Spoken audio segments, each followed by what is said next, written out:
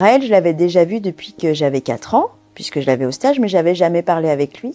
Et lorsque j'ai eu 9 ans, il est venu au bord de la piscine, là où j'étais, et il me dit « Bonjour Lydia », donc je lui dis « Bonjour Raël », et il me dit « Je te trouve très très jolie, et on sera amenés dans le futur à passer du temps ensemble, et je suis très contente. Je vois l'homme que j'idolâtre à l'époque me parler. » Lorsque j'ai eu 13 ans, Raël n'était pas là. C'était des guides évêques qui le remplaçaient. Le midi, je mangeais avec ces 2 personnes et une autre jeune fille. Après le repas du midi, on faisait ce qu'on appelle une sieste et les siestes ont légèrement dérapé.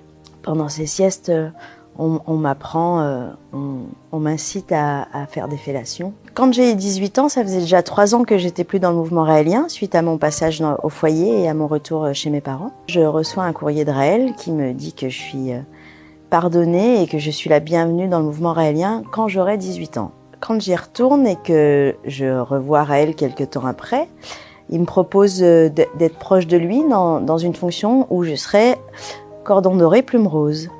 Et ce que j'accepte, ça veut dire que je m'offre intimement qu'à lui et aux extraterrestres quand ils viendront sur la Terre et que je suis à son service. Donc j'attendais, je passais mes journées à attendre qu'il ait besoin de moi. C'était là-dedans que j'étais enfermée.